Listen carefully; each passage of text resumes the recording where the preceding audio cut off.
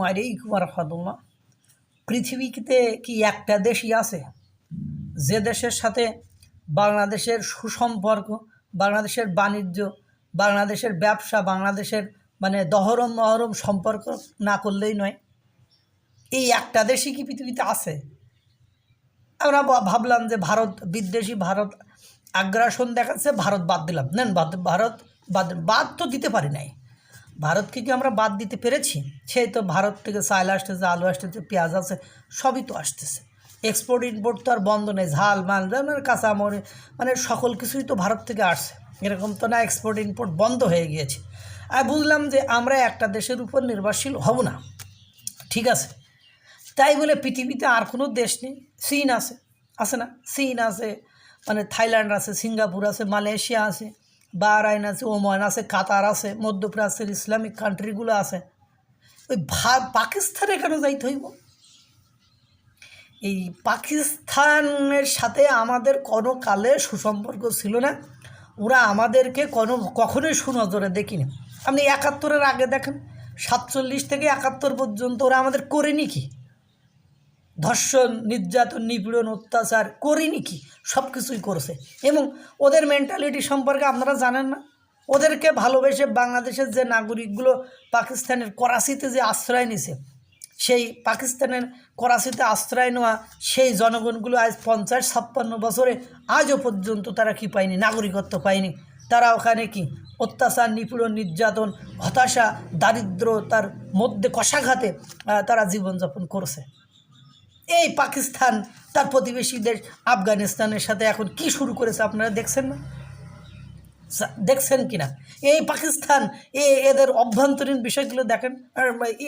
তাদের নির্বাচিত প্রধানমন্ত্রী ইমরান খানের কারাগারে বন্দি করে রাখছে।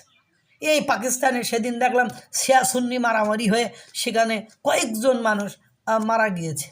তাহলে এই পাকিস্তানের, আমরা জানি বাংলাদেশের একটা মুক্তিযোদ্ধা ভালোবাসা গ্রুপ আর একটা মুক্তিযুদ্ধহীন গ্রুপ, যাই হোক আর কি, এরা তো চাই যে জানে যে পাকিস্তানের সাথে যদি বেশি আমরা দহরম মহরম সম্পর্ক করি তাহলে আমাদের প্রতিবেশী দেশ ভারত রাষ্ট্র আমাদের উপর ক্ষিপ্ত হবে। তারা যাক, ওরাও ব্যাপার না, ক্ষিপ্ত হোক আর না হোক, সে অন্য কারণে আগ্রাসন দেখাচ্ছে ওখান থেকে। তাই বলে পাকিস্তানের সাথে কেন? অন্য কোনো দেশ চোখে দেখা যাচ্ছে না? আমাদের যিনি ডক্টর মোহাম্মদ ইউনূস প্রধান উপদেষ্টা, তার তো পৃথিবী জুড়ে খ্যাতি, সুখ্যাতি। তার সাথে তো সবার সাথে ভালো সম্পর্ক। কেন পৃথিবীর অন্য কোনো রাষ্ট্রের সাথে সুসম্পর্ক করা যায় না? সে আমরা ঘুরে ফিরে এমন একটা রাষ্ট্রের সাথে যে সম্পর্ক করতেছি যে রাষ্ট্র সবসময় ধ্বংসাত্মক কর্মকাণ্ডে যুক্ত থাকে। আরে ভাই, আমি যদি এমন কোনো লোকের সাথে সম্পর্ক করি যে তার নিজের দেশে কখনো শান্তি দিতে পারেনি, সেই ১৯৪৭ থেকে ২০২৫ সাল পর্যন্ত আপনি একটা বছর দেখান তো, ওই একটা বছর হলো পাকিস্তানের দেশে একটা স্ট্যাবিলিটি ছিল, অস্থিরতাহীনতা ছিল না। পাকিস্তান একটা শান্ত শিষ্ট একটা একটা ভদ্র পরিবেশ, একটা নিষ্কণ্টক বা একটা সুষ্ঠু পরিবেশ বা একটা শান্তিপূর্ণ অবস্থানে একটা বছর ছিল। দেখাতে পারবেন আপনারা? পারেন না। এরা আফগানিস্তানের সাথে যুদ্ধ লাগাই দিছে, কতগুলো নিরীহ নারী পুরুষকে বোমা মেরে হত্যা করছে, রকেট হামলা করছে মসজিদে, এরপরে আবার হামলা করছে, মিসাইল হামলা করছে। সেদিন আফগানিস্তানের সাথে আবার ওই সমানভাবে টক্কর দিচ্ছে।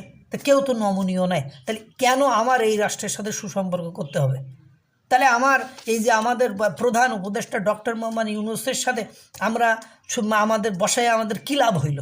উনি বলতেছেন আমার অভিজ্ঞতা নেই। তাহলে ওনার যেহেতু অভিজ্ঞতা নেই, আমি বিভিন্ন আওয়ামীপন্থী, বিএনপিপন্থী, জামাতপন্থী বিভিন্ন ধরনের লোকের সাথে আলাপ করেছি। তারা বলছে ওনার ওই রেপুটেশন যাতে করে ওনাকে কেউ হটাতে না পারে, এই জন্যই ওনাকে বসানো হয়েছে, অন্য কোনো কারণে বসানো হয় না। তো ওনার ওই সুখ্যাতিটা কোথায় কাজে লাগাচ্ছে?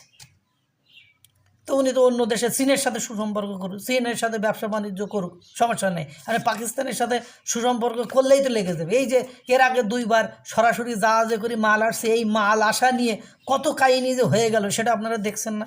যে পাকিস্তান থেকে সরাসরি বাংলাদেশের যে জাহাজ এসেছিলো, সেই জাহাজ আসা নিয়ে কত কাহিনি, ওখানে মিডিয়ারও যাইতে দেয়নি প্রথম দিকে, পরবর্তীতে কি যেখানে স্ক্যানিং করে সেই স্ক্যানিং নিয়েও জটিলতা, কত কিছু হয়েছে।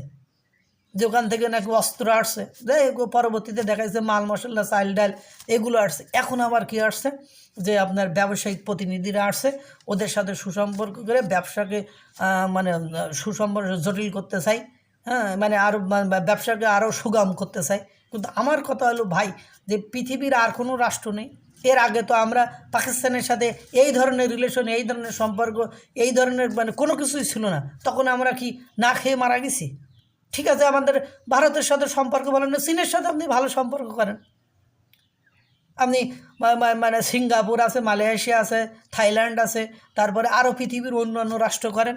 যাদেরকে নিয়ে মানে গুলুজুলু লেগে আছে, যাদেরকে নিয়ে বিতর্ক, তাদেরকে কেন আমাদেরকে তাদের সাথে সুসম্পর্ক করতে হবে? আমার মাথায় এটা খেলে না। তার মানে কি আমরা কি আওয়াজ চাচ্ছি যে ৭১-এর সেই পরিবেশ বা ৪৭ থেকে ৭১-এর সেই পরিবেশ বাংলাদেশে আবার ক্রিয়েট হোক? বা পাকিস্তান যেভাবে অশান্তিতে আছে, ওদের সাথে সুসম্পর্ক করে এদেশেও একটা ওই ধরনের অশান্তি আমরা লাগিয়ে দিই। যে দেশের মানুষ শিয়া সুন্নি মতবাদের কারণে যুদ্ধ করে ১৫-২০ জন লোক মারা যেতে পারে, ভাঙচুর করতে পারে, যে দেশের মানুষ অভ্যন্তরে বসে ওই দেশের মনে করেন শিশুদের স্কুল কলেজে বোমা মারতে পারে, সে দেশের সাথে এত সম্পর্ক করে কি দরকার? ভারতের সাথে আমি নাই করলাম, তো অন্য দেশের সাথে করেন। আল্লাহ তাআলা আমাদেরকে ভালো রাখুক, সুস্থ রাখুক, আমাদেরকে একটু উপযুক্ত বুদ্ধি এবং সুবুদ্ধি দিক। আসসালামু আলাইকুম ওয়া রাহমাতুল্লাহ।